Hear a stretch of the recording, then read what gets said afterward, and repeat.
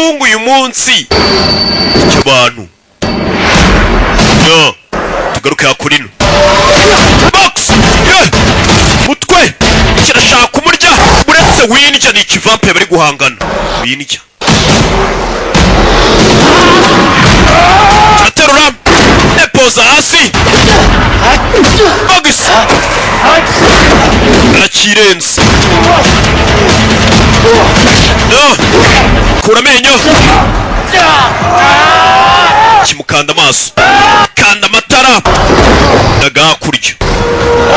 Tururi. Mugeri. Mugeri! Uretse! Terura ikigoryi! Nepoza hano! Fusha.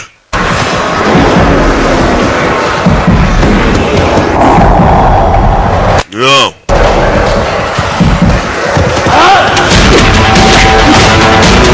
Bagiye mu ngumi. Mucyara muteye. Utwe.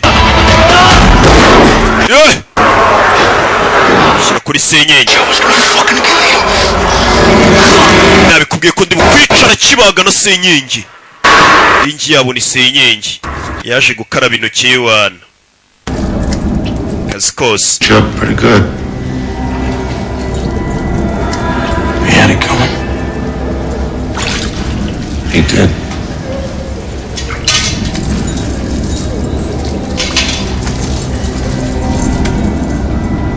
This place doesn't make any sense. Hano hano kugira umwicanyi. What do you mean? Doesn't feel criminal. Feels like something else. Like what? Something impossible. Who took you? Were there two of them? That's what I thought. The one that killed my boy. He looked like a woman.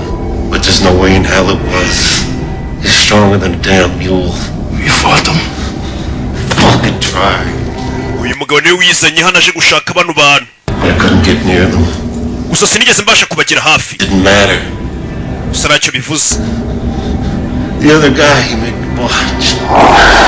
Icyo kigabo kindi cyica abantu. Yaje aje kubihigira. They killed our boy. Right.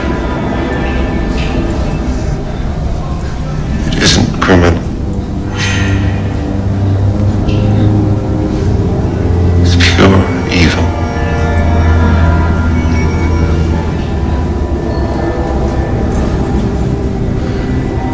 I was told my parents were taken. Murdered. Numvise ngo ababyeyi banjye barishwe. I didn't believe it at first. Mbere ntabwo najyaga mbyizera.